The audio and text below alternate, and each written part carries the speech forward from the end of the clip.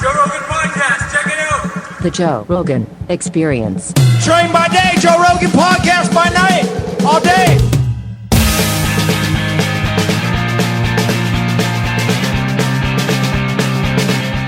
And we're live in paradise, ladies and gentlemen. To my left, powerful Ben O'Brien. Lad, how are you? Wonderful, top of the morning to you. To his left, powerful Sam Soholt, the maker of the great bus, the hunting bus. Jesus. To his left, powerful John Dudley, archer extraordinaire and teacher of many great people. And to his left, big wave surfer, Shane Dorian. We're all here in Lanai. We've been on this epic bow hunting trip, and we figured we'd grace you fine folks with a podcast. We've had a couple of beverages. We're out here enjoying the beach and having a great fucking time. Boys? Amazing time. Paradise. Can't say enough about it. What do you do? Are you Instagram storying this? Of course. John Dudley's Insta-storying this. We're going to do what's called a swap cast. So this will be available on my podcast, and John will get a copy of it too. So it'll be on Knock On, which is the premier archery podcast. If you're not listening, you're probably not really slinging arrows, are you? Well, they'll sling it. Just not doing them correctly. Actually, I had a guy. He tagged me, you, and Cam in this picture, and he had eBayed a Hoyt. And I don't know if you saw that picture, but he tagged us both, and he was holding up this bow, and he said, "It's about ready to get effing serious." And this guy had never shot, but and he finally got one off of eBay. The JRE listeners, they are getting into some bows. So eBay bow prices are going up. Neighbors' insurance policies are also going up. There's a lot of dogs that are hiding under the porch. Yeah, based on this hunt, arrow prices, broadhead prices, non-prices, country prices are all going up. So let's explain this place, because this place is Shane. You talked about it on my podcast, and it is maybe the epic bow hunting destination on the planet Earth.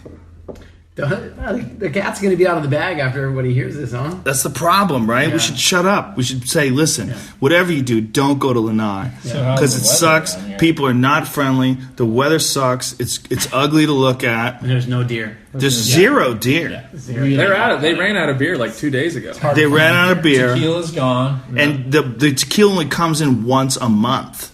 Yep. And they bring it in a rowboat. And it's just in shooter sizes. Yeah, and an angry sailor drops it off at the beach.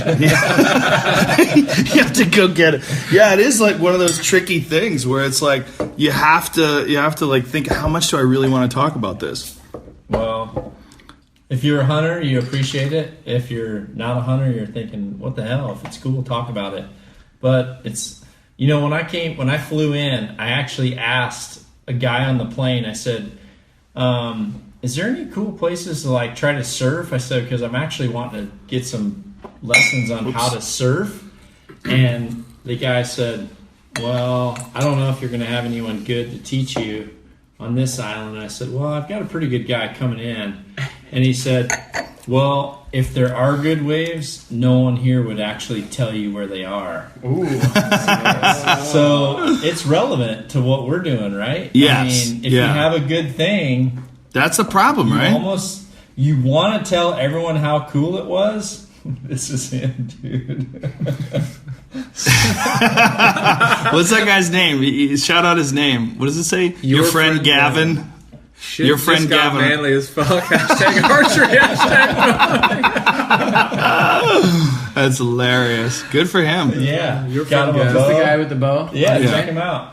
Your friend Gavin. 100% enthusiasm right there. Your friend Gavin just gave you a big shout out, bro. Thanks for getting into archery. That's legit. Don't shoot your neighbor or his dog. Yeah, definitely go to a safe area. Yeah. Well, that's really a problem. There's not enough safe areas. I mean, you would think that LA, with a place that has 20 million plus people plus Mexicans, I think there's Does that have to do there with should anything? it's the numbers, like how many humans. There should be more archery spots. There's a few spots. There's like maybe in the entire Los Angeles metropolitan area, there's might be 4 or 5. Impact Archery is a big spot. You go down there, right? That's San Diego. I go to Bob Fromm? yeah. There's one called Performance Archery. Oh, Performance. Where's Impact? no, it's really good. What's In Impact Poway. Archery? Impact is, crap, I forgot his name. He's mad. One's Bob Is that Fromm. Vegas? Yeah, that's Bomb Prov. Oh, Bob Impact Fromm is in his Performance. Is that the Vegas spot? This is a terrible time to like really pin me down on. I would Google it, but we're recording this podcast through my phone. I think that's the place we go to in Vegas. I'm pretty sure it is. I don't know. In fact, I mean, feel free to Google away. Impact Archery in Vegas. I'm pretty I sure. live in Austin, Texas. We got one bow shop that's worth anything. Yeah, I think you have a new place though, right? Isn't there Archery a Country. spot? It's Archery amazing. Country. It's been around for a while, but it's under new ownership, and it's pretty crazy, pretty good. But I mean, there's millions. Of Do you people not have the around. Google app here? I'm looking at your phone. I'm so confused because I'm used to my phone. You just go to Safari and type on the top. What is this You type mess? it in. This mess. Well, Okay. Google it on Impact my phone. Archery. Anyway, For Anyway, those of you listening, we're actually in Joe Rogan's room. yeah, it's Vegas. Looking out, there's a pair of binoculars here, They suck. which actually suck. yep. But They're we're big for looking. nothing. If we look across that way, like 2,000 miles. How many miles is 6,000 miles. To Tokyo. 6,000 miles That's to what Marty Tokyo? told us. Yeah. last 6,000. night, I'm so glad we have Shane Dorian in here because he's got the true logistics. Last night we had an amazing beach cookout. I can't say enough about that. We probably should tell, without really giving a whole bunch of details, how this became a thing. Like how the hunt became, yeah. I can where actually- the conversation began. Let me just. And- I'm going to play this because. This is okay. Let's set the stage. Let me set the stage. So here, I'm going to go way back, way before this, what you're about to hear, and we apologize for what you're about to hear. Shane and I hunted together in New Zealand last year, around this time. And as we're tooling around New Zealand hunting, he mentions, like, when we're talking about Hawaii, we're talking about elk hunting, we're just kind of covering all the best spots in the world. And he said something to me like, Lanai is the best deer hunting you'll ever find. Like, bar none. There's nothing different. and you're like, bullshit. And I was bullshit. I'm going to check it out. I'm checking it out. And then you said the same thing on Joe's podcast, and Dudley heard the same thing. So Dudley and Joe and I were having a nice dinner in Vegas. Yeah. A lovely dinner. Lovely dinner. With Joe's friend Andy Stump. Shout out to Andy for crashing our dinner in the most epic way possible. So we're having dinner. Andy orders about, I want to say half a dozen tequila shots. We get a little bit excited. And then he orders a half dozen more tequila shots. And then he finishes her off with 6 more tequila shots. So at that point, we came up with this. This was actually our FaceTime to Shane Dorian. But We wanted to send, we really he feel wouldn't like answer, so we actually recorded we this. wanted to send a message. So here was the message to Shane Dorian. We're looking to come to Hawaii and experience access deer hunting on Lanai. Definitely. Yeah, I fucking want to do it. The plan is 6 a.m. to noon, access deer whacking, noon to until we fall asleep, food and drink. Are you in, Big Wave Surfer? First of all, listening to that while fairly sober, it's amazing how slow my voice was. I was clearly like, if I was talking to a cop, if I was a cop, I'd just throw me right in jail. You were wrestling those syllables like they were crocodiles. Trying to get 'em out. Crocodiles are too grippy. It would be more like some sort of a Seal. slimy eel. I had this, someone sent me this message on my phone years ago. It was a cartoon. They redid the original, remember the Rudolph cartoon? Or the original Rudolph thing that everyone wanted to watch on the night before Claymation Christmas? was, Yeah. Where's the bottle opener? Jeez, you're so stressed out. You have a quarter Just of a looking for the glass bottle opener. left. It was a a clay animation of that Santa Claus being pulled over for drunk driving, but he had a bunch of coke in his sleigh. Have you guys ever seen it? No. He's like, "What's wrong, officer?" It was hilarious, but that's pretty much how this whole hunt started. Was a very Was the cooked out Santa Claus? Well, we were in Vegas for SHOT Show, and one of the cool things about SHOT Show is you get down there and there's a bunch of other people that are into hunting, and everybody starts talking. And like, man, we got to do something. We got to figure out a hunt. And look, we got one more day tomorrow morning. This couldn't be. Or you guys are going to hunt this afternoon. I can't because I'm here with the family and I have multiple obligations. But next time I might have to leave them behind. I didn't say that, Jessica. If you're listening to this, I think that this is like one of the coolest places on earth where you could bow hunt. It really is. It's a classic picture. It's hard to beat it. It really is. I mean, you can just empty your quiver in an hour. Or me. It's epic, right? Tons of deer, lots of action, perfect bow hunting terrain. Yeah, in all seriousness, once you're here, you feel like, man, this is an important place. Like this, Yeah. These kind of places are important for hunting. Yeah, there's just not a whole lot of spots like this on the planet that are like pristine. I mean, it's hard to get here. That's one of the beautiful things about it. It's like it's easy to get to Honolulu. It's a little more difficult to get to Maui. It's way more difficult to get here. You know, and that's what keeps people from coming, I guess. Because There's such a cool story though to the island. I Yeah. mean, the island was originally, really the revenue came from pineapples, and it was a pineapple plantation. Yeah. And when we're like, my knuckles are bloody. I don't know if your guys are from crawling around. My knees and my knuckles are bloody, but everywhere you go, there's like little 1-inch wide plastic pipe on the ground, and that was all the irrigation, all the irrigation for the pineapples. And he told us today that they actually they buried that plastic, a lot of the black plastic that you see, where they've now ground it up because they took the pineapples out. He said the plastic was 7 feet under the top of the soil, so that the moisture stayed between the top of the soil and the plastic, so that the pineapples would actually grow.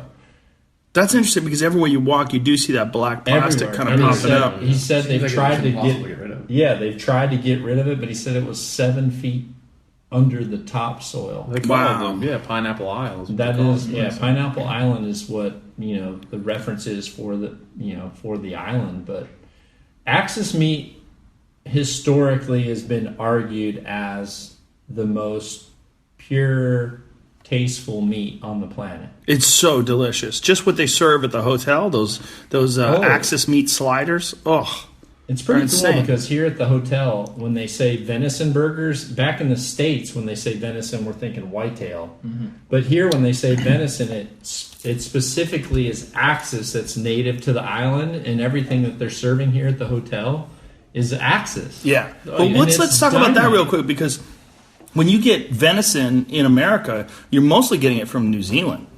You're getting venison that is commercially raised. A tremendous amount of elk and venison that you buy in America comes from New Zealand. Do they classify elk as a venison too? Yeah, they do Elk is sometimes. venison, Yeah. red deer is venison, all deer. I didn't know that. But Elk is deer. when I went to a restaurant, that's near my house, and this guy, it's a really nice restaurant, and they're like, we have elk from New Zealand. Like, they're making it like it's a big deal. I'm like, oh. You brought it all the way over there. This poor elk are in some high fence bullshit operation. Okay, congratulations. Stacey, this elk tastes like sadness. you bring it over a slave that you shot in the head. No, I mean there's the red deer and the stag. It's not elk in New Zealand. It's red deer. Yeah. Stag, and they're farmed over there like cattle. And, Yeah. and they're shipped not only to the States, less to the States and more to Europe and Germany, places like that. Well, one thing that place has in common with this place is no predators. New Zealand and Lanai it's a very strange situation where they brought over these animals that are not native. Yeah. Whether it's in New Zealand, there's the stag, and then there's red deer, and a few other different. Do they have pigs in New Zealand? Yeah, They they do. do. They do now? Yeah. Pigs, yeah. All those animals are invasive. So they go crazy and they have to, they have to control their populations. When I was down there, we were talking about the difference between the States and here, and they were talking about their need to, the outfitter community there wants to make money, of course, but they also want to conserve and protect that population of wildlife.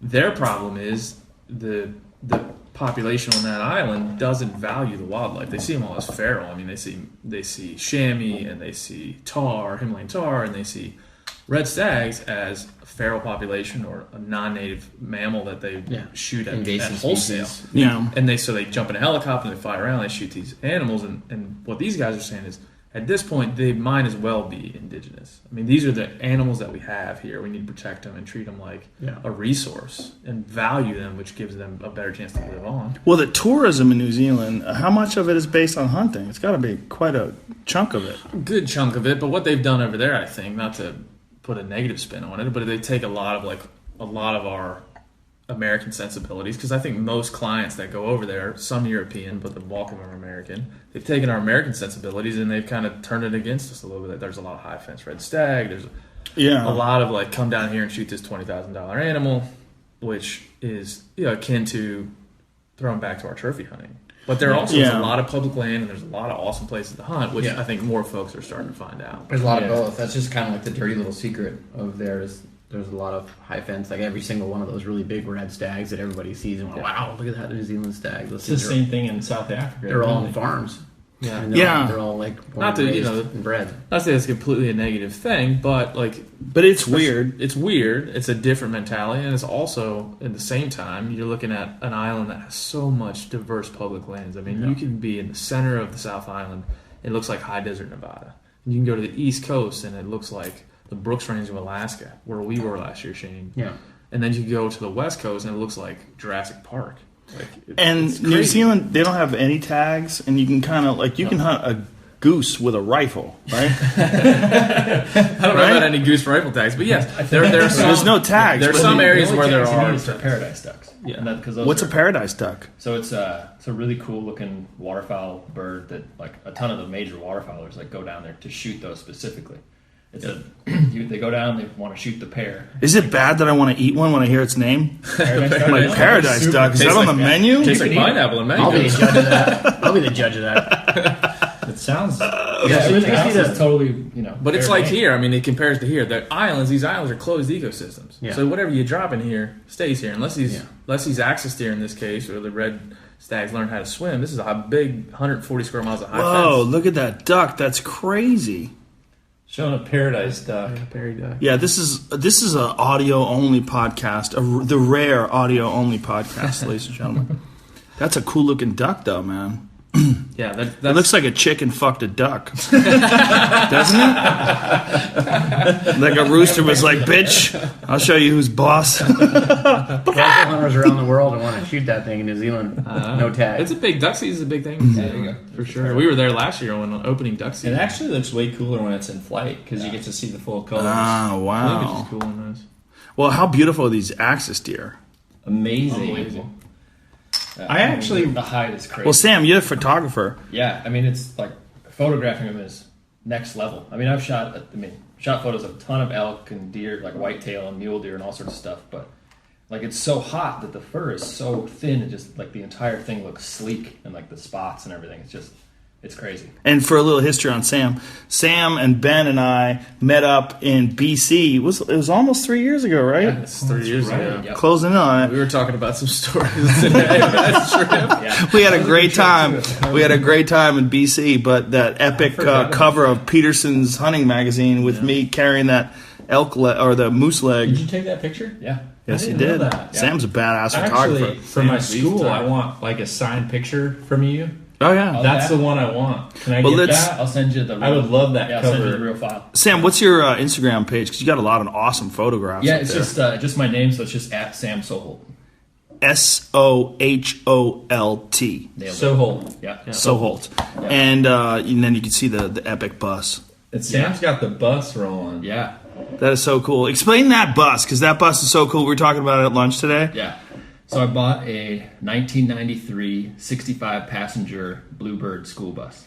Junior year, baby. I like how the year matters. It's like 1993. I like that. I think Well, that's it important does. to the story. It right is. around the time. Well, he got a sweet deal. George Yeah. Bush's second term. No, yeah, I did get a sweet deal. I found it on Craigslist just south of Fort Collins, Colorado, and basically bought it almost directly from a school district, but they had totally rebuilt the engine and transmission. So it's like ready to go. Yeah. How many miles did it have on the rebuild? So on the body it was 189,000 and then 20,000 miles on the rebuild. So did you have to do any suspension work or I haven't axles yet. or? It's pretty stiff. It's I'm sure. a little bumpy. Yeah. Where are we going on it?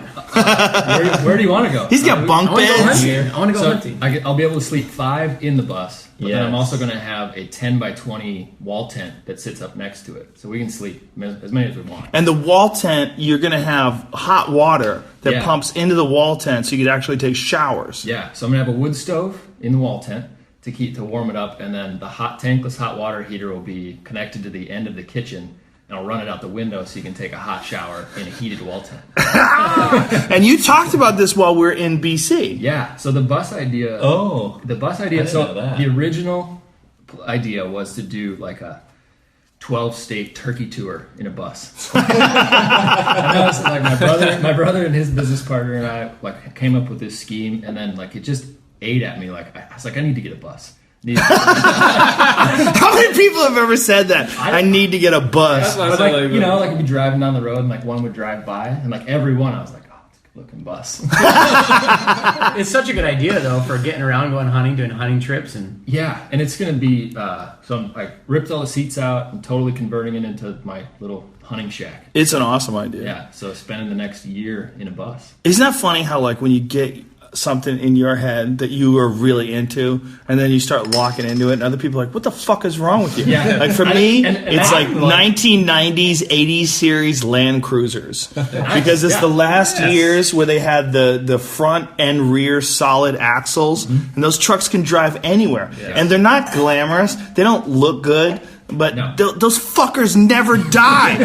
you go everywhere, you see 80 series Land Cruisers. They're indestructible. Yeah. And There's one here. Yes, of course there is. Those solid axles. Dude, you'll find them on eBay with fucking 200,000 miles on them, and they're 50 grand. Yeah. You know, or maybe 30. more. I might have No, exaggerated. It's Yeah. Well, But they are, man. I mean, they're like, there's something about those. And so I'd be like, that's an 80 series. My wife would be like, what the fuck is wrong with you? It's an old Toyota. I'm like, no.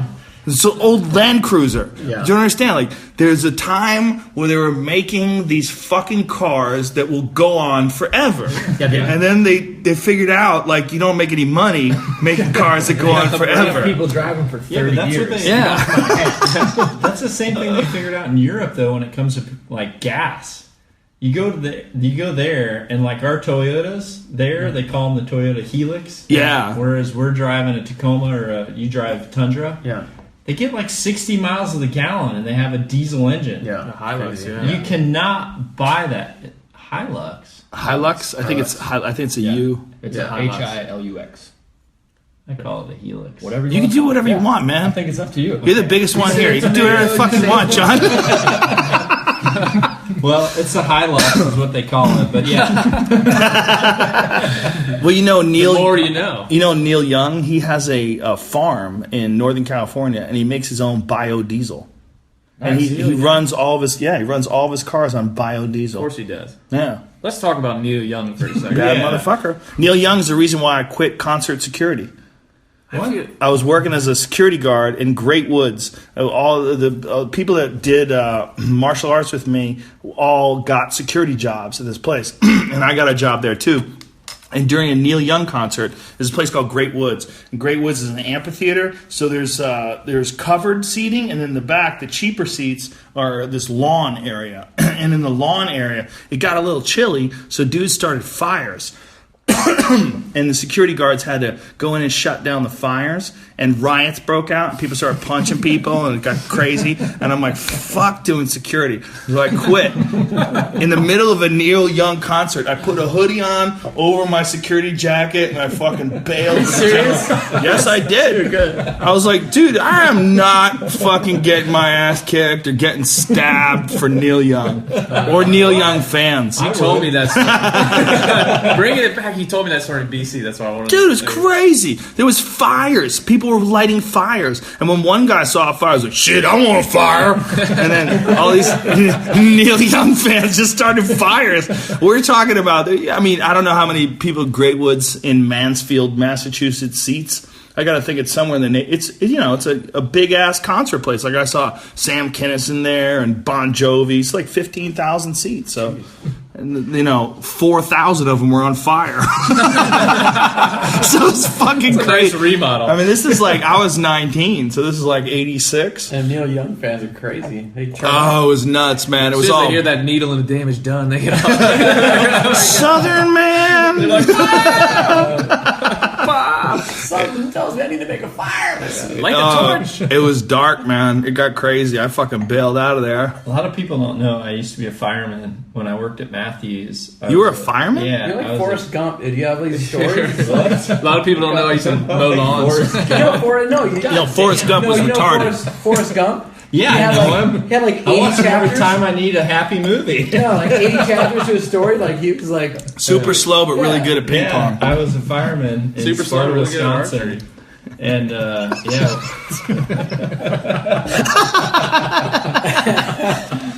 we went on this fire call with this lady, and man, her house.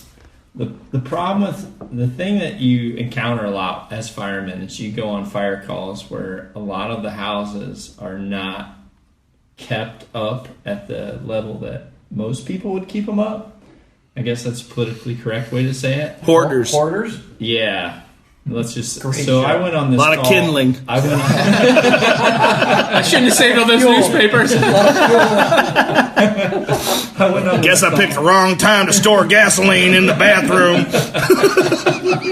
I went on this call, and I mean, I wouldn't have classified her as a hoarder. I would classify her more as a cat lady. But she had a vast collection of some Neil tapes. Oh. I remember 8-track or cassette? Date They were yourself. cassettes. There was a serious cassette collection along with a lot of cats and cat turds. Oh, in random no. Where's places. this going? In the Is this house? going Just back to how many newspaper? cats does she have? Not as many as the city of Lanai. Well, we went to a cat sanctuary out here. There's 500 cats. Wait, in a here? cat yeah, in Lanai, yeah. There's a cat sanctuary. Is it like caged in? I don't Yeah, know yeah. how you guys do other things besides hunting. I have family, bro.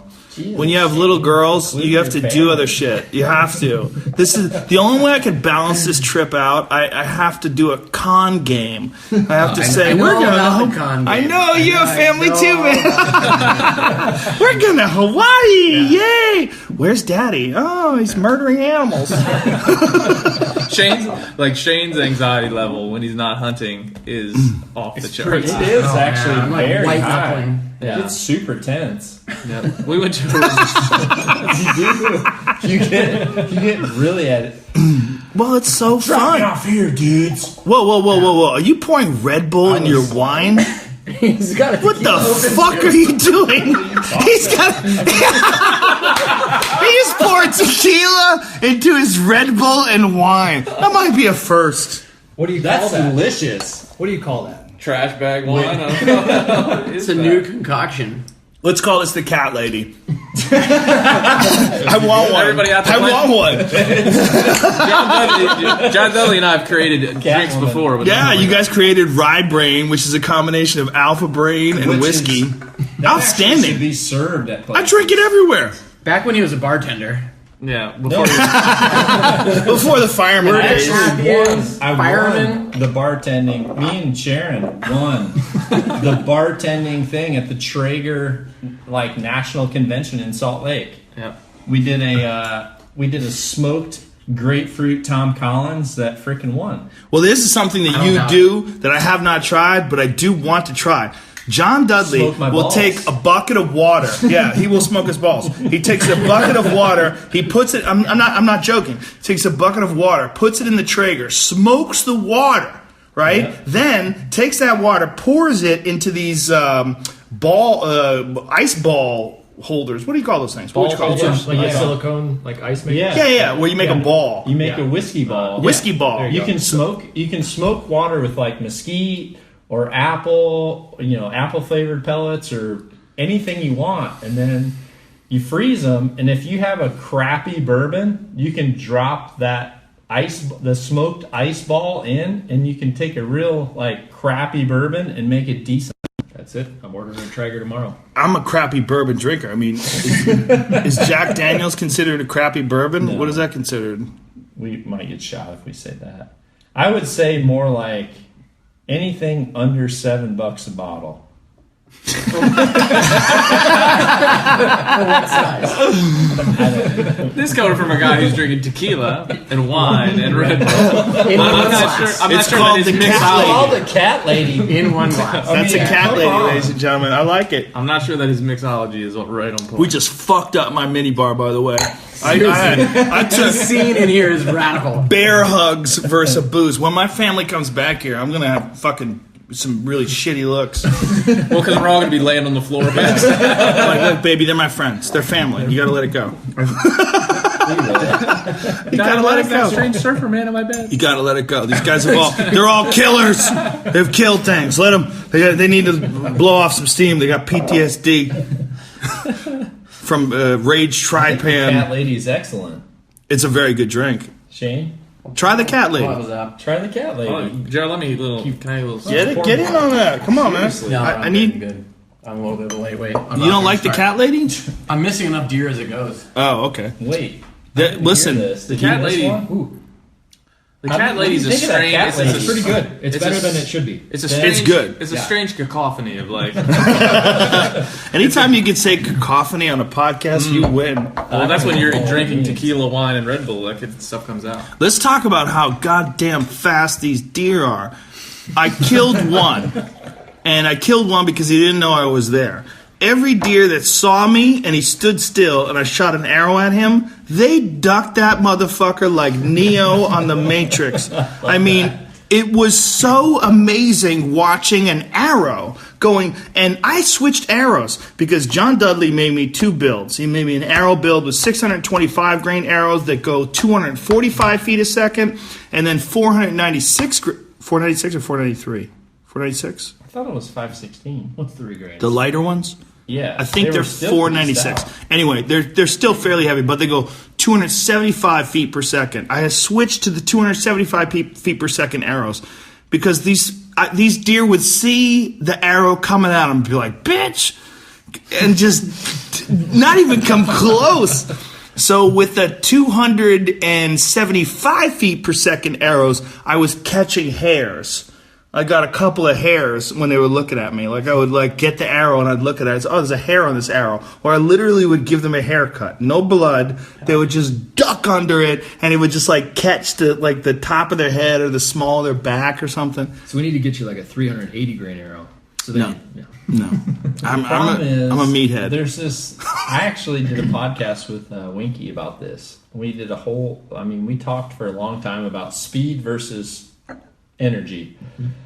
He's a big speed guy. He for arrow duckers. He really Explain likes who speed. Winky is to the people that Bill listen to Winky is a whitetail expert, whitetail deer expert. He's a very well known editor or writer, and he's got a great online webisodes. Yeah, for whitetail. Semi-live online Yes. hunting show. Yeah. Midwest From all- Whitetails. Yeah, for the world of hunting, very well respected guy. And we had this ongoing debate, which is really cool because when I have a lot of my guests on my podcast, I like to get into things to where it interests me because it's a lot like you. There's, I wouldn't say argument, but there's debate between this, A versus B.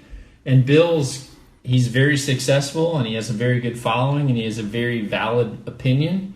But his opinion on an arrow having a lot of speed in order to avoid a deer dropping versus like say Adam Greentree's opinion of having just a super efficient, very heavy arrow that is maximum penetration to where regardless of what it hits, it's going to do its job. And by dropping, what we mean is when, like today's a perfect example. The deer hear the sound in Lanai, Lanai in particular. The deer hear the sound of a bow launching an arrow, and they bolt. Ben and I were talking. I mean, talking like this. We were just talking. We're shooting the shit, and there was at least 2 bucks. And a couple of does bedded less than 20 yards away from us, and they weren't even reacting. And then I'm like, should I take this bomb? I should launch this bomb on this doe. This doe's standing there. She's staring at us. And he gives me a read. He goes 70 yards. I'm like, fuck it up. I'm going to go with this. So I draw back 70 yards, and the doe is really like, bitch, are you serious?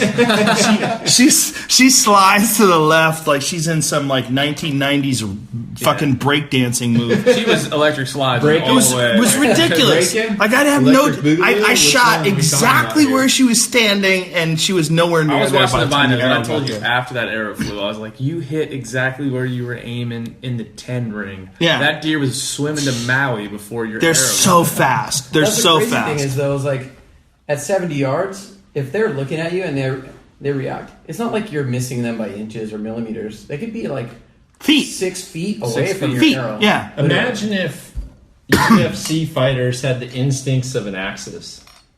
You wouldn't even be able to. You'd have to watch it in slow motion and know what the hell went on. Mighty Mouse. Demetrius Mighty Mouse Johnson, best pound for pound fighter in the world, might as well be an Axis deer. So And the podcast For is real. over. For real. I mean, that's like literally what we're talking about. Like people who fight Mighty Mouse, they probably feel like a dude who's shooting at an Axis deer who's looking right at them. You have no chance. But for bow hunting, it is probably the best training you could ever have. And we were talking about this because this whole thing was put together. Shout out to Yeti Coolers, greatest coolers on the planet Earth. Ben O'Brien, a big exec at Yeti Coolers. This whole thing was whatever the fuck he is, coordinator, homeboy. This whole thing was put together, and while we were here, we were thinking like this might be the ultimate destination for bow hunters to prepare for any other hunt. Yeah. Yeah, I 'Cause you think get to experience it all. Yeah. You get to experience spot and stalk, a diversity of terrain, and then in the end, you have a lot of opportunity. And animals that don't let you fuck up. Yeah. You no, have to, but if you do, like 15 minutes later, you're on another group. right. of That's deer. the beautiful thing. It's an amazing training opportunity. So Bill Winke's debate speed versus the drop means the deer hear the sound of an arrow, which is like they hear the sound of a bow going off, and they literally duck down. Not duck because they think an arrow's coming. They duck because they're preparing to lower themselves, then launch themselves forward. Yeah. Yeah. A lot of times people think they're ducking the arrow, but what happens is when someone gets scared, it's a lot like Sharon, my wife, is bad about this. I'll come around the corner and be like, "Hey, babe," and she'll yeah. And what they do is She jumps a string at home. she is Honey, quit ducking the string! Honey, you're jumping the string. I'm just trying to say hi. she's a string jumper. What happens is the deer, they just pick their legs off the ground. And that's the cool thing about videoing is when you video your hunts, you actually get to relive those hunts again. You can slow them down, watch them. And really, it's a reaction of they're just clenching up, so they're lifting their feet off the ground. So gravity is dropping, depending on their body weight, it's dropping them at a certain speed. Oh, so they're lifting their feet so that they can go forward. Yeah, they're just picking up as a reaction, like, and then once they spring, they're going. ground, But right. the weight of their body is actually dropping that down. So, like with an elk, obviously it's a lot more mass, so they'll drop at a faster rate than something that's lighter. But a lot of times their legs are just coming up to the body, and the gravity is pulling them down. So what is Bill Winke's philosophy? He really thinks speed is more of a benefit than momentum or kinetic energy. But in saying that, Bill is also very focused on a medium game animal. So when we talk about, a white-tailed deer is a lot different than an elk or a moose. So, momentum, which is a heavier arrow traveling maybe at a slower rate of speed, but it delivers a lot more energy. It's a lot like when Foreman used to fight. When I watched Foreman, or when I watched a lot of his older fights, he never looked like he was hitting anyone hard. But when his glove hit someone, their whole body was taking a tremendous amount of energy because it was a big freaking fist. And you know big why? Arm. You feel like he wasn't hitting hard because you weren't there. There's something that's lost in film. Like, there's a lot of people that I've seen hit people in person, and they just have. There's people that are built weird. And George Foreman is a perfect example. George Foreman is a guy, I've never met him personally, but he has hands that are the size of canned hams. They're fucking enormous. Are they bigger than Lesnar's? Probably in the neighborhood. Brock Lesnar could have been. Seen those mitts. He's a freak. He could have been the greatest heavyweight of all time if he was fully dedicated. He started from the time he was in high school and went straight into MMA. But I agree. He spent so much time in pro wrestling, but if you look at Brock Lesnar's Columbine. Hello, cat lady. If you look at Brock Lesnar's combine numbers, his NFL combine numbers, they're insane. He bench pressed 225 pounds, something like 45 reps. That was stupid. His fucking vertical is off the roof. His long jump is insane for a guy who's almost 300 pounds. He's a freak. I've seen a lot of athletic freaks. I've never seen anybody who's more freaky than Brock Lesnar. But that freaky athleticism, what's beautiful about MMA, that freaky athleticism does not overcome technique and long-term training in the particular disciplines of MMA. That's why Cain Velasquez beat the shit out of him. Whereas Cain Velasquez, he's a freak too, but he's a cardio freak. Different kind of freak, not a power freak. But he doesn't look like it. Exactly. But it's one of those things. You got to be there to see him. If you saw Cain Velasquez fight in person, you would say, Jesus Christ. Like a freaking wave. But it doesn't matter. Shane surfs. But he's got a mind like it does, though. When he hits someone, it wrinkles for ages. He's got a mind. Cain Velasquez has got a mind and like his lungs. Like one of the things they say about hunting is that what kills animals is legs and lungs.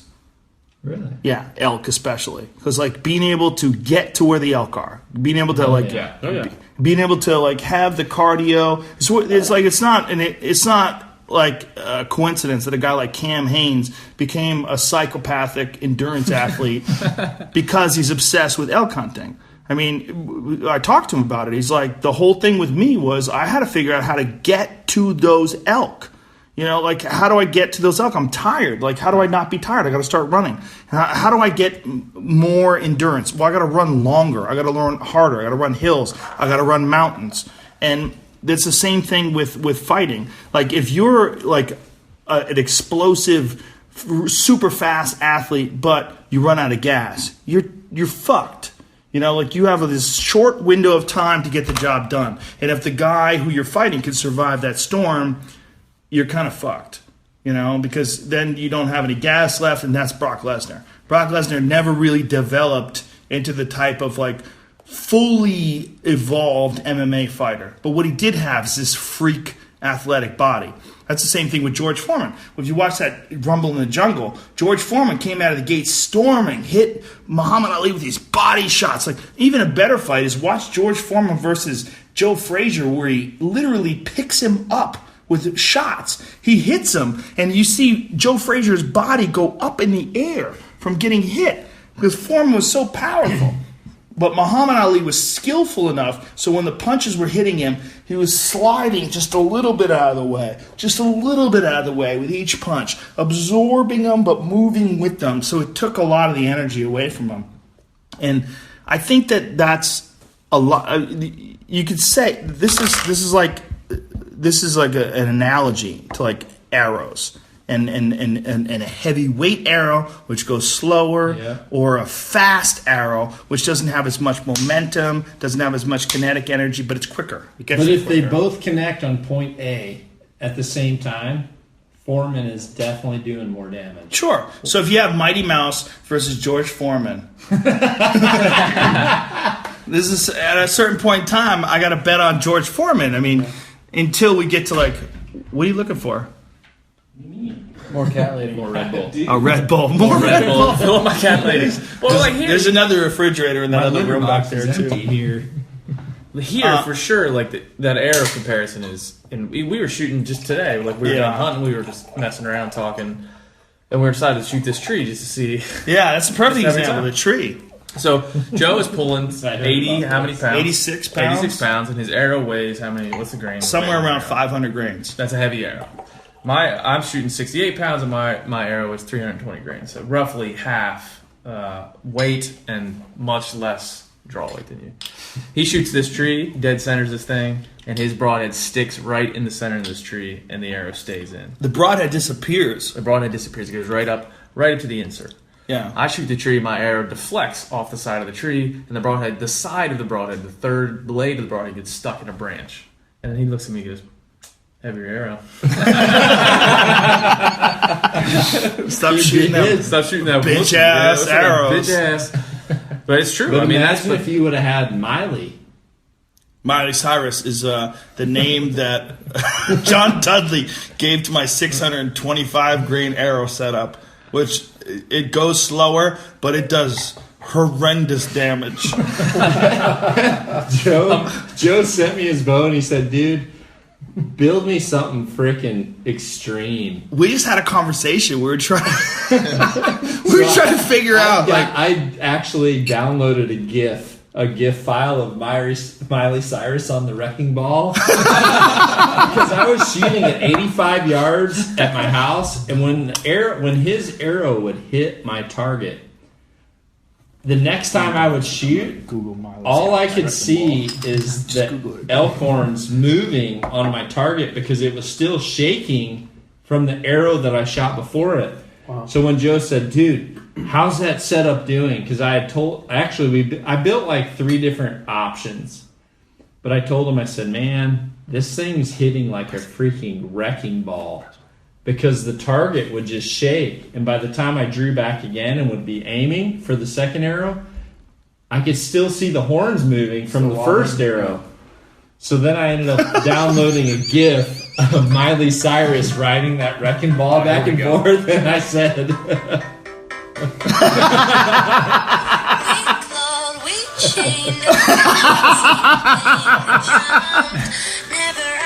This is what it sounds like on the draw cycle. you hear the limbs creaking, pulling back this Lincoln log. No wonder the axes are ducking this thing. Let's just all be silent until we get to the chorus. That's what the access to here when the arrow's on its way. Right here. Who does all your Photoshop work? Oh, a bunch of people. All right, we need a Photoshop work of Joe Rogan's head on Miley Cyrus.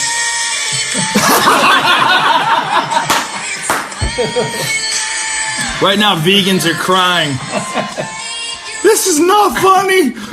It's not a good day in Hawaii unless you're drinking a cat lady and listening to Miley Cyrus.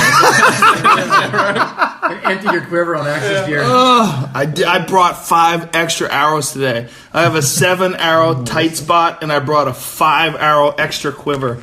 Because I'm like, today's my last day. We're gonna How let many them arrows fly. did you bring on this trip, Joe? 50. That might be some kind of record, for real. Came all from that guy. We must clarify this. When Joe says training, like we're not training on these animals. We're talking about the training of spotting an animal, stalking it, and making what is an efficient shot. Like it's a very ethical practice, but training just means like opportunity after opportunity after opportunity, meaning that you can get after these animals and learn how they move, how you move, how you're going to be quiet, when to duck, when to draw. It's just practice. It's that mental in repetition. a single day of hunting here, I mean, you have more opportunities on spot and stocks than the majority of guys are going to have in an entire hunting trip. on Maybe a season. maybe a season on Yeah. Yeah. I think I had mule deer, elk, anything like that. I think There's I had just so many. the first day, which we'll talk about island time in a little bit. First day sounds like, it feels like it was a month ago. Not talk about island time. Listen, they got it right. You're an island boy. You guys got it right. This is the way to live. The way I live is bullshit. It is. It's bullshit.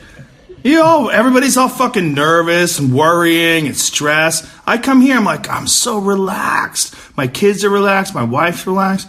I'm like, we're so relaxed. I'm like, hey, wait a minute. Why shouldn't we just be relaxed? Yeah. It's what? The days last 40 hours, too. It's Friday, and we got here. what? We got here Monday Monday and night. it's Friday, and all of us were saying the other day, we feel like we've been I here been for here a month. Yeah. I feel like when I go home, my son's going to be like 17 years old. And shout out to Traeger for shipping a fucking grill. Oh, yeah. Yeah, happy birthday, Thank John. you. Chad, Tyler, Yeah, happy Danny. birthday. Oh, yeah. my Chad, your boy Chad Ward has changed the way I fucking cook meat. Yep. Chad Ward at Whiskey Bent Barbecue is his Instagram. Well, we didn't have a chance to reverse sear last night because we were actually trying to just chill out on the beach. But we cooked Ben and Remy's mouflon backstraps. We cooked. And a mouflon, explain what a mouflon A is. mouflon is a Hawaiian sheep. Really, really cool.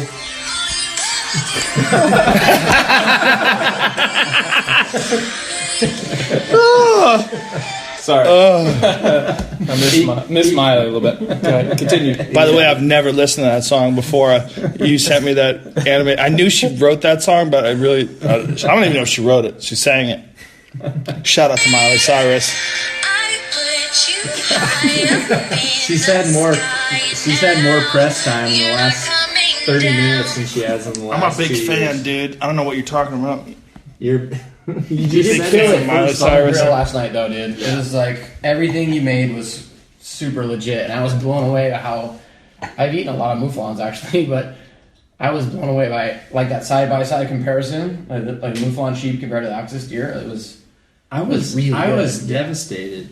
I actually thought it was true because what's kind of sucks about this whole trip is the one thing I really wanted to shoot was a mouflon on Hawaii. Sorry, Shane's playing my little violin with his fingers. I had a lot of opportunities to shoot mouflon in states that didn't have native mouflon, and I always said if I want to shoot a mouflon, I really want to shoot it in Hawaii, just because that's me as a hunter.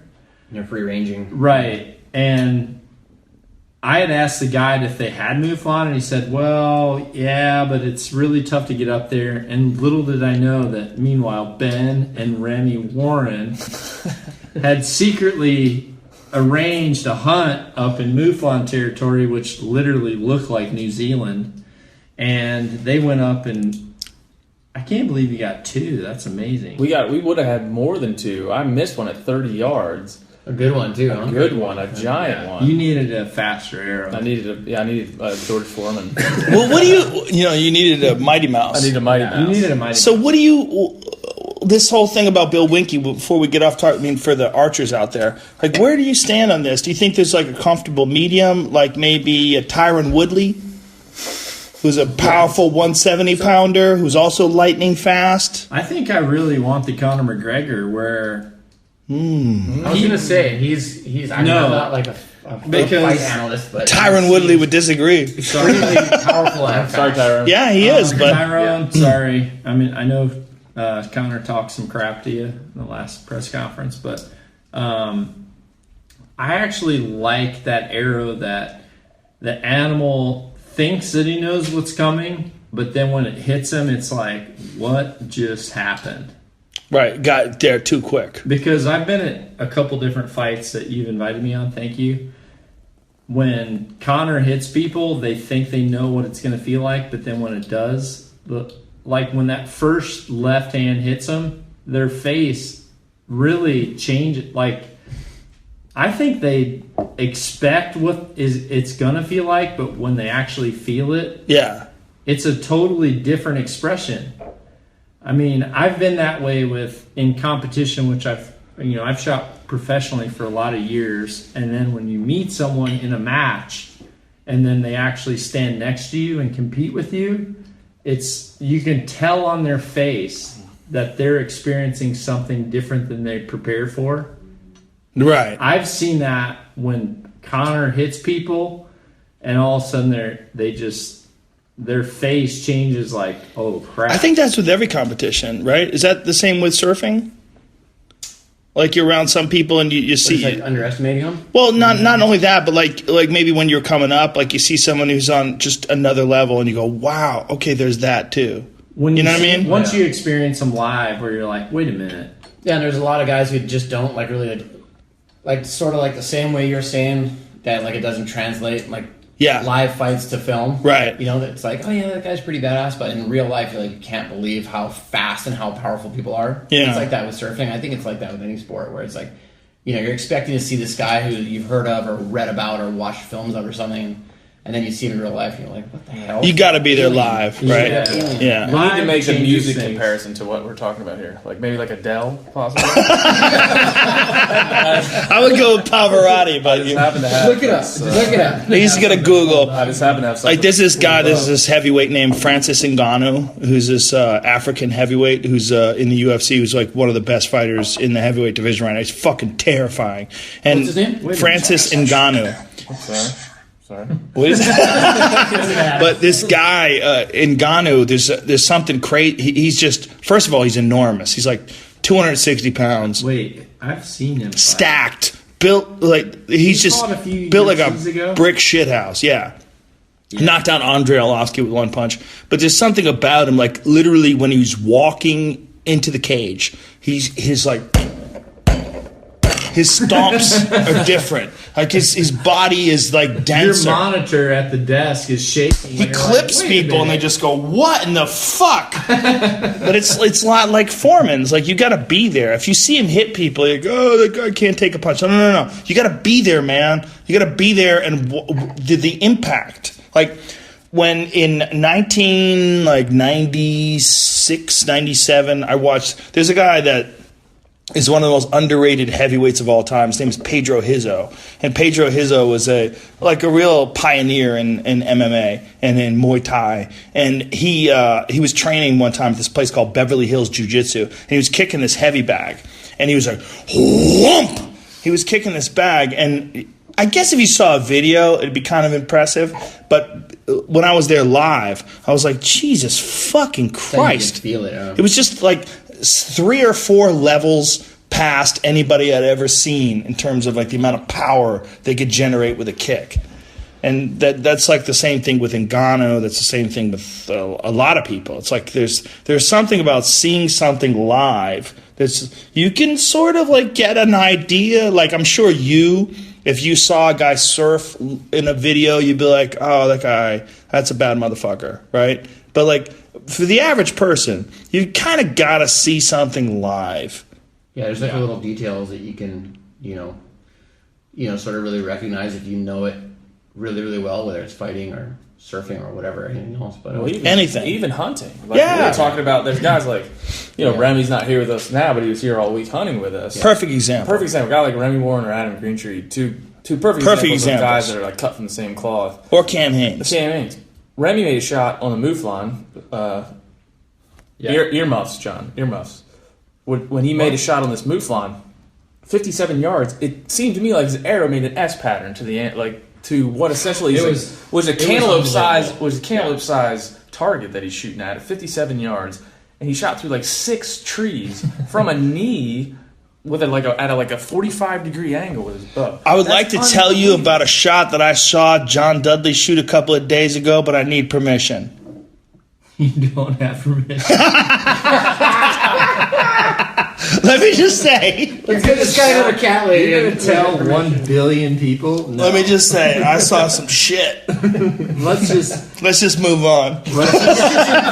I saw some shit. I saw some shit that I would never attempt, but it ended with a perfect heart shot an ethical kill, an animal that died in seconds. That's what you're talking about, right? But seeing something live, like you can get an idea of how hard something is until you see it live. Exactly. Like, that's like the expectation of what Dudley can do. Let me tell you something. What our guide said when he saw what John Dudley did. Have you ever seen Will Ferrell when he said, "What just happened?" No, that just happened. That just happened. Whatever. Like, that's what Joe Rogan's face looked like when he turned around. Well, at least I knew what you can do. The guy was like, "Holy Jesus. Holy Jesus, he just shot that." I'm like, I told you he was going to kill it. I mean, you had to be there. But it's like, there's levels to everything. There's levels to writing. There's levels to singing. There's levels to poetry. I don't know. I don't believe that. But there's levels to surfing, for sure. There's levels to everything, man. Drinking, cat lady. Yeah. That cat lady That's top level. knows how to roll. Yeah. Cat lady's a good drink. I like it. I was skeptical at first.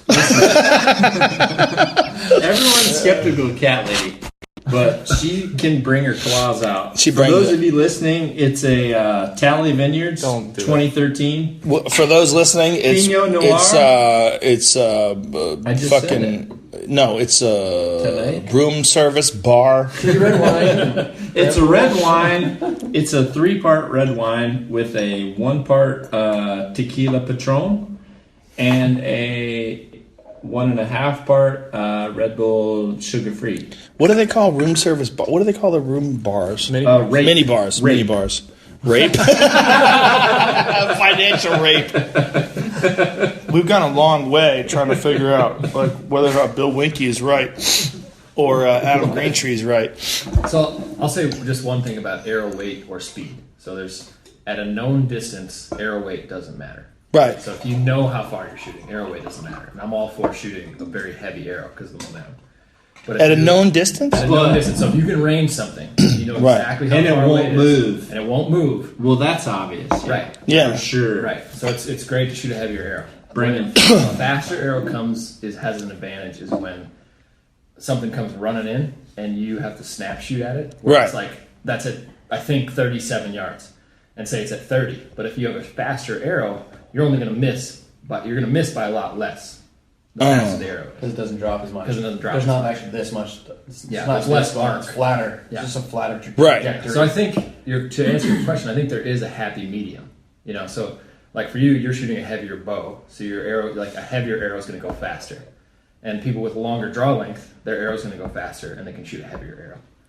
Doug, wouldn't you agree though that like 90% of like archery hunters will shoot like a medium arrow though because of that? There's not that many like Cam Haynes or Joes that want like a really heavy arrow with a heavy broadhead. There's not that many people that do that. What do you shoot? Other than like people who like exclusively hunt elk or exclusively hunt moose or exclusively hunt water buffaloes. Right. Shane has 2 different arrows in his quiver. What are you shooting? I shoot elite. I forget what they're called. They're 8.1 grains per inch. They're elite. I don't know why I'm drawing a blank. How many grains are your full? You shoot the Victory? Yeah. Oh, the VAPs. Yeah. Yeah, so the Yeah, Victory like- armor piercing. No. Mine are Victory Elites. That's Oh, what they're okay. called. Gotcha. Yeah. Victory Archery Elites. Yeah. And they're 8.1 grains per inch, I think. Yeah. I'm not exactly sure what that. So for people listening, like 500 grains is about 1 ounce. Is that correct? John? What? You call your mom? Texting? I was actually trying to refer back to a heavy hitter that I didn't know the actual force of. I went to the Arnold Classic to compete in I think it was 2005. What are you doing? Competing as what? What kind of competition? I know you just had a birthday. Wait a minute. What were you doing? I was bowling. When I fought the Vietnam War. Wait a minute, you're not old enough. Back when I was canoeing competitively. Yeah. I actually won 2 Arnold Classics. Thank you. What's an Arnold Classic? Arnold Palmer? Tank Abbott was fighting Wesley Walls. Who? That's not an answer to the question. What's an Arnold Wait a minute. Classic? John Walls? Who? What? Wesley. And Wesley knocked him out with a knee to the face. No. But anyway, No. I was with... Stop. Yeah. Stop. Cat lady. It's Stop. 100% true. For what organization? It was for the Arnold Classic. They had UFC in No. Columbus, Ohio. Listen to me. Tank Abbott was never knocked out by a guy named Wesley Walls. This is incorrect. What year is this? Is it Wesley Sims? 2005 or 2000? I was there live. Tank Abbott Yep. was Took knocked a knee out to with the what? face in the second round. Tank Abbott was never knocked out with a knee Dude, to the he face in the was second round. literally the bell rung. But pull up Tank Abbott's Wikipedia page. I'm Go ahead and telling get you, back to Go to Miley shirt. You go to. I'm so excited that I know something that Joe doesn't. You definitely don't. For you. You definitely don't. You won't be excited in a few moments. Do you I remember wish- the fight that I Tank wish Abbott, the powerful Abbott got his Jamie knee was kicked here. in? What's that? Do you remember the fight that Tank Abbott got his knee kicked in? Oh yeah, Maury Smith. Maury was on Smith my kicked flight the the next fuck day. out of his legs. Listen, Yeah. this isn't a lie. This is not cat lady talk. Okay. So when I went to the Arnold Classic, I was invited there by Arnold and Frank Zane. I went there. I did win In what? What'd you do? for archery. They Oh, had they had archery. archery at the Arnold Yeah. Classic? Yeah. And then after the second year, I recommended to Arnold. Did you get his wiki? I recommended to Arnold that they actually, instead of having professional archery, they have the NAS Ohio State Finals there, so that they could have the high school NAS program have their finals at the Arnold Classic, which I thought would be better for the sport of archery. But anyway, I went to the UFC fight. It was the first time in Ohio that they had that at the UFC or a UFC style MMA fight at the Arnold Classic.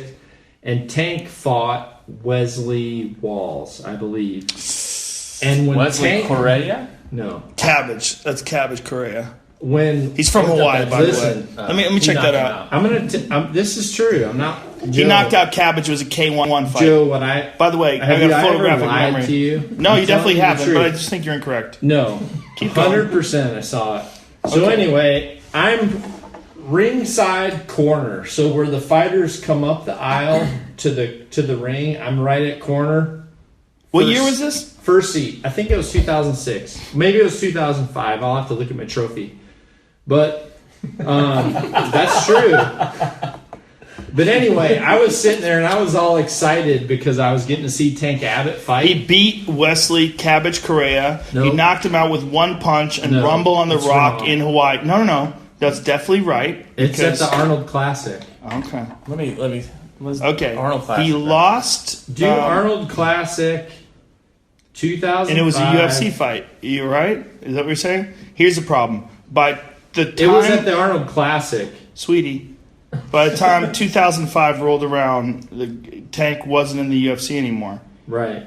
In 2005, he got knocked out in Rumble on the Rock, or he knocked out, Wesley Correa, who's from Hawaii. Cabbage is his name. He got knocked out in Rumble on the Rock in Hawaii. And that was a BJ Penn promotion. No. BJ Penn was a promoter for a while.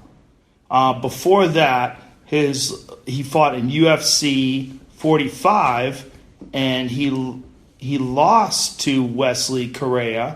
He got TKO'd, and that was in Connecticut. So that's Wesley Correa. All I Before know- that, I can tell you right now. he got submitted Without- by Chemo. Before that, he got submitted by Frank Mir I'm gonna with a call toe him. hold. Before that, he got knocked out by Pedro Hizzo. I think that was in Brazil. Yes, it was. Thank you. Before that, he beat Hugo Duarte, which is a very tough guy. That was 1998. Your timing's all shit! No, let's clear this up. Get Arnold on the phone. Yeah. Ask him who won. Listen. Ask him what happened. There's certain things that I would defer to your judgment. UFC fights are not on that list. Well, I'm going to prove you wrong. Well, you're definitely not going to, but good luck. Definitely. Listen, I've seen every every Tank Abbott fight ever. I know who beat him. I know who didn't beat him. You know, I've been there for All I a can good tell percentage you- of them I'm going to say this as a friend. as a friend. I watched Tank Abbott get knocked out in the Well, you second might have thought round. it was Tank Abbott. No. Because Tank Abbott has a goatee that's this long. Yeah, a lot of other guys do too. Habit or something. All I'm saying is Tank came out, and what I was going to say is a lot like Brock or whatever. I was excited to high-five Tank, and I was on the inside corner of where they come out. Right. and Tank came out, and he was coming out to his music, and he was jacked. And I was supposed to shoot the next day for the tournament. And I put my hand up like this for him to high-five me as he was coming down. And he was so jacked for the fight, I literally think he possibly ripped my shoulder out of the socket. For how hard, I'm not kidding, how hard that dude hit my hand. And he was like, and I was like, yeah, bro! I was like, I understand. And he freaking hit my hand so hard that I actually thought, like, where's my labor mat? Does someone up in the third row have that thing? Because it got hit so hard. Give him the Wikipedia page. I'm working on all This cat lady is a motherfucker. I'm not kidding. I know you're not. How awesome is it, Joe, when you walk back to your hotel here on the night of the Four Seasons and your face paint, camouflage, your bow with all your arrows, and then you just roll right in the Four Seasons and no one. Well, here's the thing. They're super friendly. They're like, did you get one? Yeah. They're talking that Hawaiian accent. How'd you do today? But think about that if you did that at any other hotel in the world. Any other Four Seasons, for sure. Yeah, Four Seasons in Beverly Hills. They'd be like, what the fuck? It's a terrorist attack. You'd call them police. This has become John Dudley trying to research his Well, erroneous Tank Abbott. I know you are, sweetie. I think it was Wesley Walls. I don't know who that is. Exactly. That's why I'd be right. No.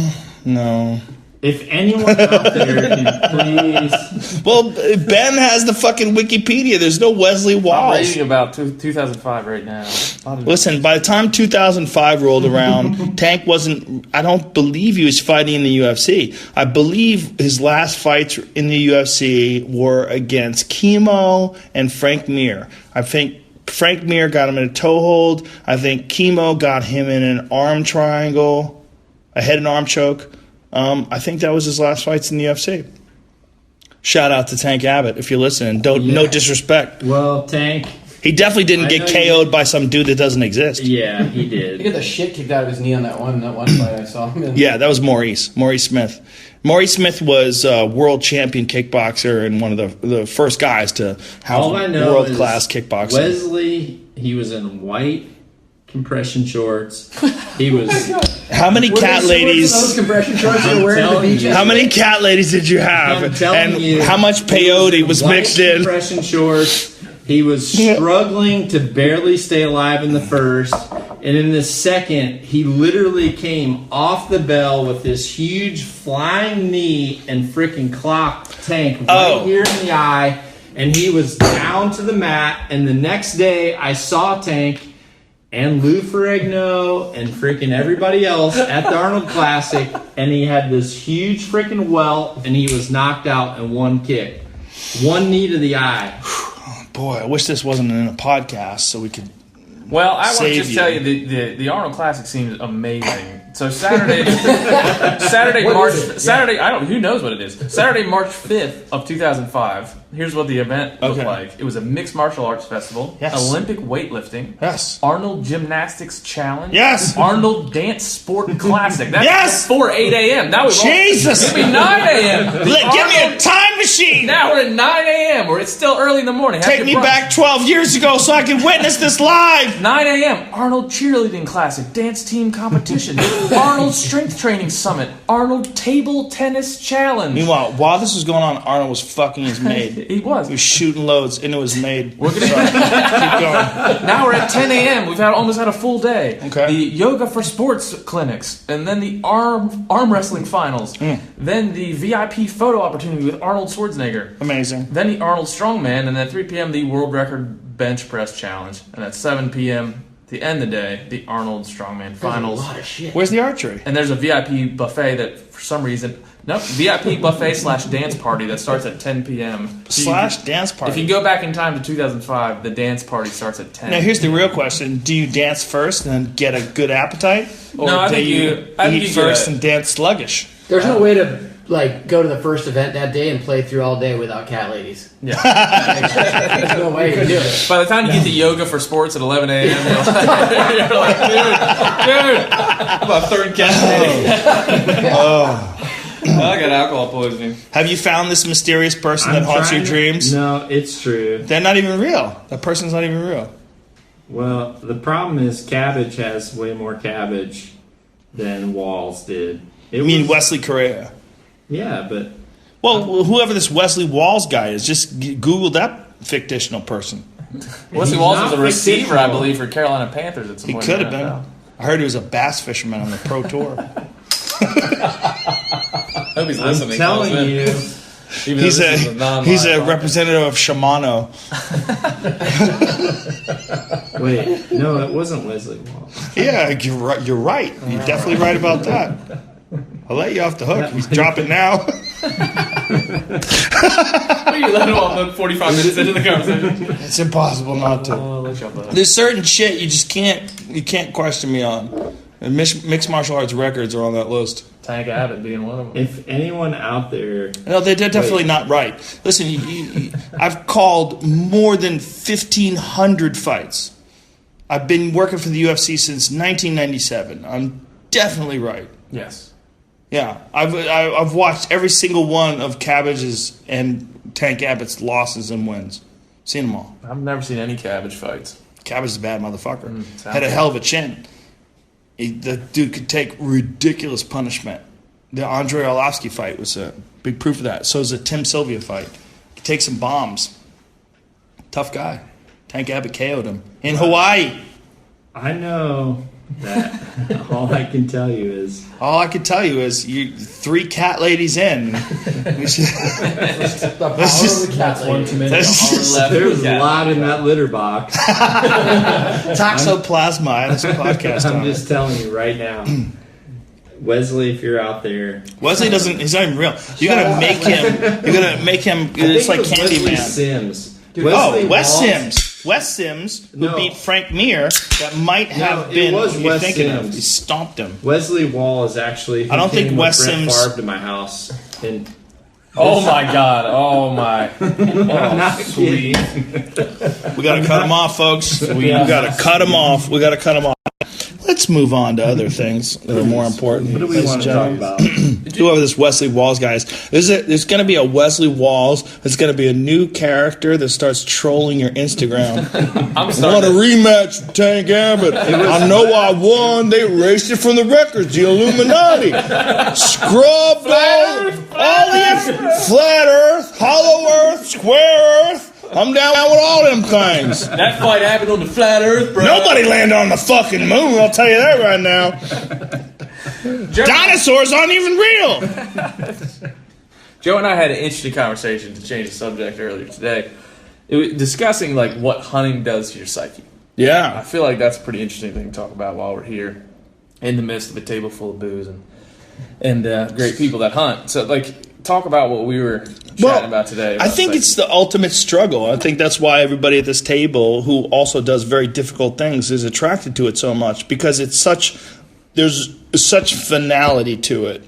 I mean, everyone at this table has ended the life of an animal, and it's very difficult to do. And like we were talking about, these animals jumping the string, and these animals like so tuned in to what you're doing and your movement and your intentions, that there's and accomplishing that struggle and getting through that struggle, it's very compelling. And I hate to use the word addictive because it has so many negative connotations attached to it, but it might be the best word to describe to it, because it becomes a part of who you are. And I know, Shane, you got this issue, right? We all do, right? Got it bad. You got it bad. Yeah, but you can see him twitching on it.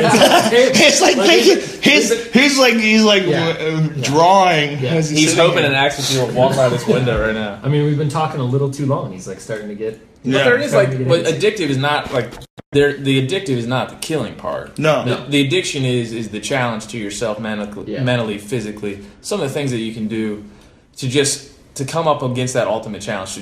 It's a singular event. Like I see this deer, whatever type of deer it is, or I see this animal, and I got to go get that thing. Yeah. Like those singular events in your life. There's not a whole lot of those things. Like your daily life is super complex, right? You're challenged on a lot of different existential levels. Yeah. This is like all the layers of humanity. You strip those things away. And it's also constantly changing and moving. It's not like bowling. Like you step up to the line, the pins are set, you roll the ball, you hope you knock them down. It's so complex. There's so many variables. You're stalking. Did I step on a twig? Snap. The deer pops his head up and looks at you. I'm blown. There's so many ways to blow it. Yeah. So many ways. And it's never the same. Like you said, like bowling or baseball or those things. You're trying to literally repeat the repetitive motion of that. There is a repetitive motion in the process of drawing your bow and letting an arrow fly, but there's no repetition in what that situation requires. Like whether you have to shoot from a knee, or whether you have to shoot at an angle, or whether you have to wait or go quick. Or off your butt or off a tree. Yeah. There's no repetition in the actual experience of letting an arrow fly at a deer. No. Which is the most challenging thing, because there's almost no way to prepare for it. And then the reward is also like so primal. You actually consume the animal. You're eating it. It's the most and here's the crazy thing. It's not like it's bad for you. It's not like you kill a bag of Cheetos. Yeah. Right?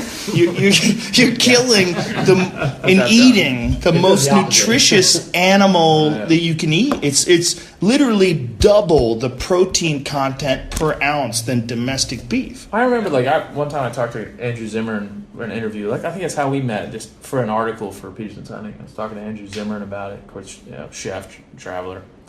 And he was like, man, I really think of killing a deer, like plucking a tomato out of the garden when it's just the right amount. It's just right. It's plump and red. It's ready to eat. Like I think of killing a deer, like I think of plucking that tomato and taking it into the kitchen. And it's like that experience of growing that thing and slicing it up and then feeding your family is similar to going out and killing something. It is. And hunting has made me want to garden and have chickens and do it. Hunting has flipped the switch for me to understand that, like, the feeling it takes to eat something that you've not only provided, but you've worked for and trained for and mentally suffered for at some level, physically too. Well, and it's like a major, you just have that real connection to your food, which you don't have otherwise. You just don't. Like, it's the same thing of whether you're, growing your own veggies or whatever you're doing in your garden, or going out and getting your own meat, Yeah. And it changes what your food is, right? You're not peeling out of a cellophane container. Yeah. Well, just imagine that. Like, just imagine the story of somebody saying, okay, you're a predator, you're a lion. Well, years down the road, you're still a predator, but somebody else is going to deliver that antelope to you. Well, then you're not a predator. Yeah, then you're just a meat consumer. Then you're going to go out and you're a lion. As you walk into a Whole Foods, there's going to be like all the African animals in cellophane. And you're going to be like, I'm still a predator. I'm going to eat this shit. Right. I'm still a lion. I'm going to eat this. But I don't mind. I've taken off my claws and I'm just going to eat it because somebody put it here for me. Not only am I going to eat it, it's going to be nice lighting on like a wall where it's presented in such a wonderful way. There'll be a sticker that tells me what's in it. With crushed ice. Thanks, little sticker, for telling me what's in this. Yeah. You're so wonderful. Like, imagine how ridiculous that would sound to somebody if you presented like our predatory history as a human. Like, to present that we evolved from cavemen throwing spears at things, or cavemen going and eating the leftovers of whatever lions killed in 2 million years ago, to the same cavemen 2 million years later walking around in a Whole Foods peeling off the stickers of a piece of pork and thinking that's humane and okay. And it's kind of a cop-out, because people hate it when you say you have to experience it. Because until you experience it, you really don't know what we're talking about. But there is such a radical difference between eating a steak that you buy at a store and what that experience is, and eating the backstrap of an axis deer that you had to sneak up on, you had to crawl on your hands and knees, you had to wait for this thing to be cresting the ridge, for the perfect opportunity to pass in front of the bush, where you draw back, your heart is pounding, you're centering your bubble on your rest, your sight, and you're just drawing back and you're just making sure you don't fuck this up, and you see that arrow launch and you see it slam into his rib cage and you're like, fuck, I got him, and you see it run and you see it fall over and its legs kick, and then you cut it up and then you cook it, and while you're eating that thing, you're thinking about what happened. You know how that animal died. You were there. You know, you understand. This. You respect it in a way that no one ever respects anything that comes in a ground beef package wrapped in plastic, sitting on styrofoam, laying on crushed ice. It's not the same. It's just not. There's 5 people sitting around this table. All of us are accomplished in our own things that we do and work hard at what we do and what we love. We all have families and we all have lives, but we are all eaten up. We are, all of us think about that moment you just described all the time. That's almost all I ever think about. It's like Whenever I'm not doing that, Yeah, that's what I'm thinking about. that's what I'm thinking about. Planning on doing it again. Shane is like that, but maybe worse than some people I've ever seen. That's why he's so good. It's so good, but like how powerful it is for all these people. He's from Hawaii. I'm from Maryland. You're from, give it to me, Boston. Well, grew up in New Jersey, born in New Jersey, grew up live in in Boston. California. We got Iowa. We got South Dakota. Like all these people from diverse backgrounds, live in different places, find a connection in that same thing. Like that experience is so powerful that it brings people together from all these crazy things. And when some people say, why do you hunt? I'd be like, that's part of it. There's a myriad of reasons. But that's one of the things, like sitting in a room with people that all think the same way about that experience. That's crazy, powerful. I remember listening to a Jim Shockey commercial where Jim Shockey was talking about hunting. And he said, when I'm not hunting, I'm thinking about hunting. I was like, what the fuck is wrong with this dude? Because I had never hunted. You can't relate. I couldn't relate. I was like, wow, this is... Because I had watched a bunch of hunting television shows and a bunch of hunting things before I ever got into hunting. And I remember thinking, what I wanted to do was I was so disconnected between meat and the death of an animal. So disconnected. So I was like, well, I need to see it happen, or I need to do it myself. Something. Maybe I need to hunt. So I started watching these hunting shows. I would go to channel 605 on fucking DirecTV. I'm like, what are these freaks up to? Some strange area of the dial, the channels where I never go to. And then I started watching Jim Shockey's show, and then I watched Steve Rinell's The Wild Within. I remember that. And I watched Ted Nugent's Spirit of the Wild, and I was like, what is going on? Like, what are these people up to? You know, and I got sort of this like weird desire to try this, and it took forever before I actually finally did it. And when I finally did it, it was with Ranella. But once I finally did it, and I shot a mule deer, and then we're eating it by the fire, I'm like, oh, I'm doing this forever. Yeah. This was immediate. Well, I was like, I'm doing this forever. When we first met, me, you, and Sam, we shot a moose, and a couple hours later, we were in a tiny little house in British Columbia. You were cooking the liver and onions of the moose you just shot, and the heart, slicing of the heart of the moose you just shot, and we were eating it, and I was just sitting around the table thinking, like, here's a guy who's been through more than I'll ever go through. Here's a guy who's experienced more life than a lot of folks. Who's like discovered this thing, and not only discovered it, but jumped into the into it both feet, and is eating heart and liver. I mean, I know a lot of hunters that don't want to experience that, you know, or don't open their minds to experience eating organs or whatever. But you jump into that thing, and you say, like, I want all of it. I want every piece of the experience, and I don't want to miss anything. And then once you start to do that, I mean, that's 3 years ago we hunted together. Yeah. And how much has your mind changed about hunting in those 3 years? A lot. Well, in those 3 years, I went from being like almost exclusively rifle in the beginning, which is probably a good way to get started because it's more reliable, to like being almost exclusively archery. And one of the things that struck me about it is one of the things that strikes me about a lot of things about this crazy life that we live is that I don't think most people are seeing everything. And I think that we live a life with blinders on. I think one of the reasons why we do that is because life becomes more and more complex the longer we live. We have more and more responsibilities. We have family, and they have more and more responsibilities. We're involved in all these responsibilities. We accumulate debt, and we accumulate all these different tasks that require our attention.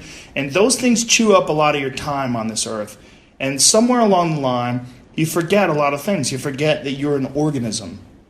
You forget that you're an organism that has this unique ability to communicate and share ideas. And because of this unique ability to communicate, we have this, I mean, this is what we're doing right now. We're sharing these ideas. And these ideas resonate with other people, and they elevate the way and expand the way other people look at life. And their words and their ideas expand our concepts of life. And I think that when you stumble across something as intense as hunting, or even as archery, you know, which is, I mean, even without hunting, I've said time and time again, if you're a vegan, you should do archery just for the same reason you should do yoga, for the same reason you should meditate.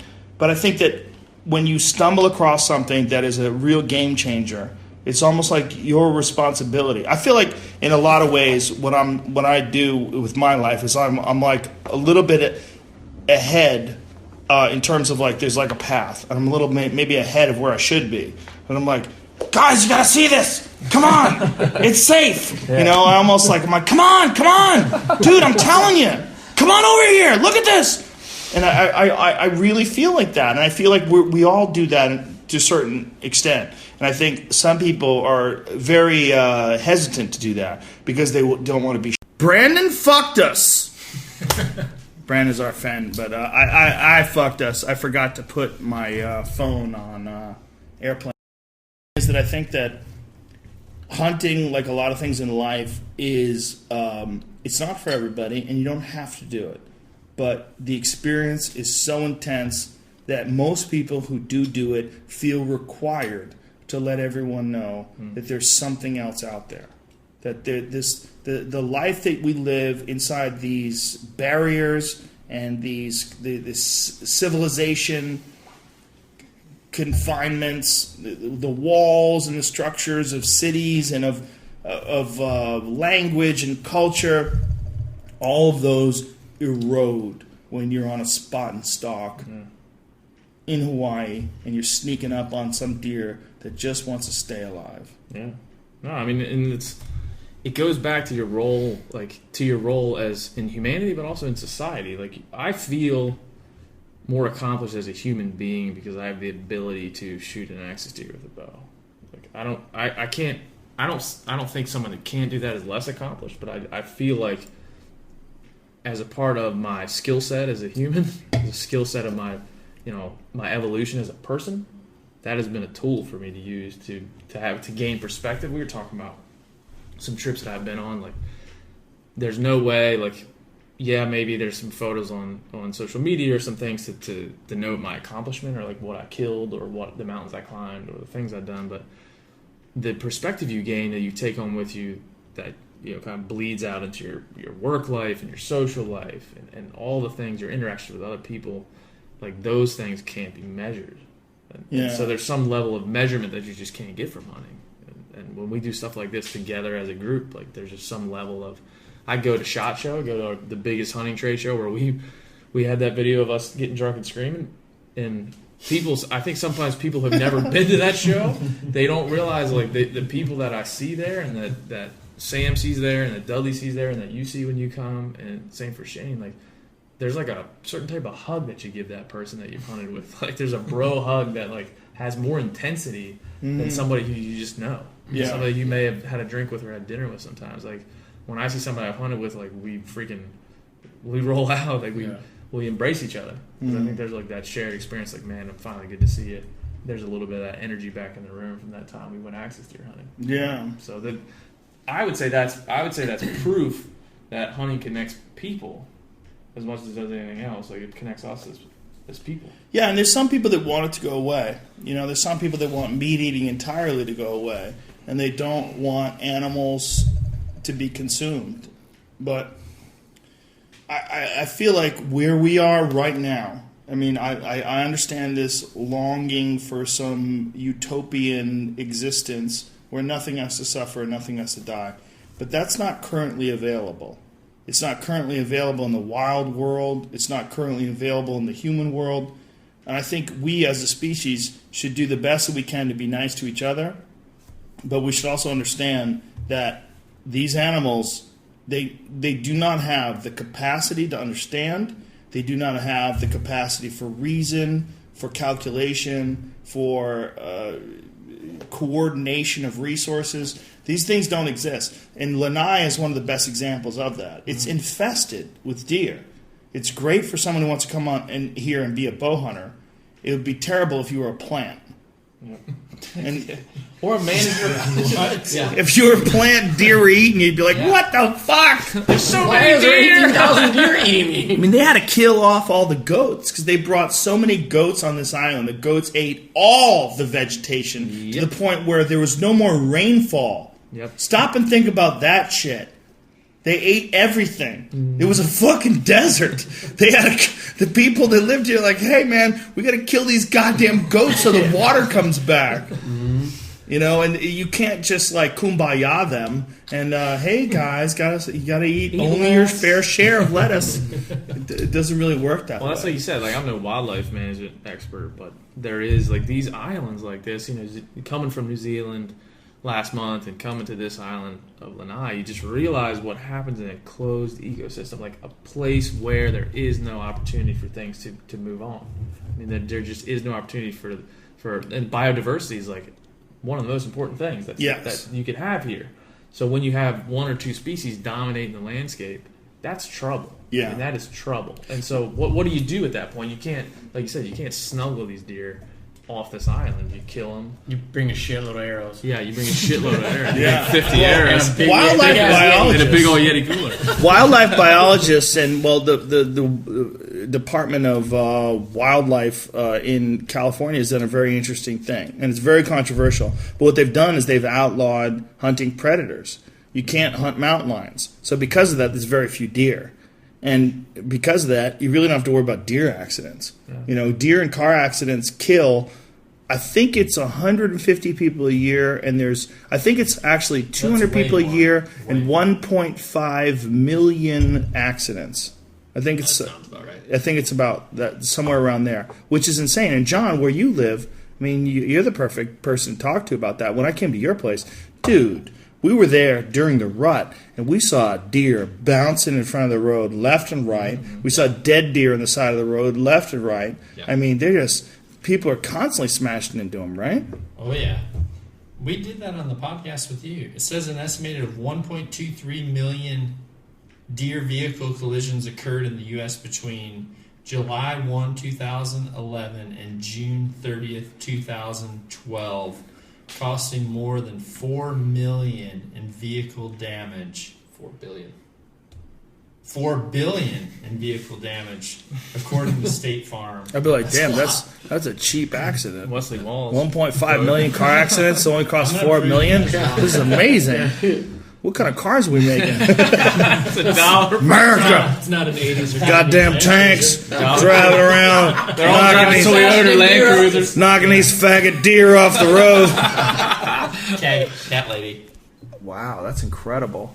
$4 billion a year, 200 deaths, and $4 billion a year. 200 deaths. That is truly incredible. But that's an imbalanced ecosystem. That's too many deer. I mean, it's great if you want to live in Iowa like John Dudley and whack them and stack them. Yeah, for sure. But I mean, unless aliens come down in spaceships and start fucking setting up blinds. Why would aliens I would to not. a flat Earth? Why would they come to a flat Earth? The same reason why we come to Lanai. So they can do heads or tails? Aliens It's hard to get here, but it's a target-rich environment. They have nuclear slingshots, and they like to take us out from the fucking skies. Oh my god. They like hide behind clouds. Cat lady's getting deep. Yeah, we just got to get really good at like bobbing and weaving. Yeah. And the dudes who have good head movement are gonna live. You hear a sound? Drop the jump the string. Yes. I'll come to whatever feeder they set up if it's like. What if it's like an In-N-Out burger feeder? Like, damn! If it's like I didn't know. Axis You imagine all these I never years? thought of that. Yeah. Aliens made In-N-Out burger. Imagine. It would be delicious. Imagine if they start looking into In-N-Out Burger. They're like, "There's no one who formed this corporation. Like we've gone deep into the." They're the only person that doesn't have a bun. So all like paleo people are going there. All the in shape, actually physically superior people are. They figured out how to attack the rutting elk. Yeah. Oh damn it! The rutting bull elk. Of the humans. Why are those big trail cams by the Whole Foods? What's that thing on the light post? Nothing. Order your burger, pussy. Nah, we're like shit, man. All humans do is consume. And we just wake up in the morning and consume and produce. Yeah, I mean, we could look at the negative side all day, but we're the reasons why there's irrigation and cell phones and satellite dishes. Yeah, man. There's good and bad, and that big ass TV. Look at that big ass TV. That wasn't made by squirrels. That's true. I argue with vegans all the time that hunters are trying to do the same thing as them. Like we're trying to control our consumption, same as you. I think vegans mean well. I really do. Well. I think most of them mean well, and I think most of them look at us the same way a lot of people look at a lot of things that they're ignorant to and they cast these judgments on it. And it's not because they're bad people. It's because they just don't understand the full complexity of all the variables that are involved in this equation that is life. Yeah. Emotional attachment to their worldview, like veganism is part of their emotional view of the world. The mini bar's empty. Yes. Open that beer with a fucking custom knock-on knife, ladies and gentlemen. HMC. All right, before I get yelled at by my kids, I gotta wrap this bitch up. It's 3:09 here. Yeah, Perfect timing. Our friends are picking us up to go hunting right now too. Yeah, that's probably why Brandon was calling us. 3:30. Yeah, it's 3:09. 3:09. 3:30. You're getting picked up. So, everyone, ladies and if you gentlemen, were at the 2005 Arnold Classic. Come on, man! I know you Googled Googled. Sims knockout Take take us out. out. No, Wes Sims. Wes Sims. Wes Sims. Wes Sims. With the knee to the face in the second round, please somehow. All right. Well, I think we realized that That didn't the perfect arrow is an Adele song. Oh, my phone died. Put on Adele. Hello. I think we realized that. We realized that Sam's vision for creating this hunting bus is a beautiful thing. We realized that Shane Dorian is addicted to bow hunting. We did. We realized that Yeti coolers are the greatest coolers on the planet Earth. We realize that we're coming back to Lanai every year. year. We're not telling you when, though, you fucking weirdos. Don't go stalking us. Don't please. That's it. Live from Lanai. Thank you very much for tuning in, ladies and gentlemen. Please check out Knock On Podcast if you're into archery. Knock on TV. Knock On TV? But Wait. Knock On Podcast. Yeah. What's your podcast? I thought you were doing. Damn, you're drunk. Check out Cat my new, Ladies. Check out my new Instagram at Wesley Walls Arnold Classic. Wesley Walls will be trolling the Knock On social media feed. Wesley Walls was a tight end for the Panthers. Sam Soholt, you can check out the build. It's all live on Instagram. It's on your Instagram story or also on Instagram as well? I'll do both. Both. Yeah, Both. Shane Dorian, one of the baddest motherfuckers on the planet Earth. Respect. John Dudley, you're the man, even though you're wrong about that Arnold Classic bullshit. Can't wait to prove you. Oh, you definitely won't. I was there. Wait, you're going to starve to death before it happens. All right, folks, Can't that's wait to it. be the first. Coming at you live from paradise. Respect. Big kiss. Mwah.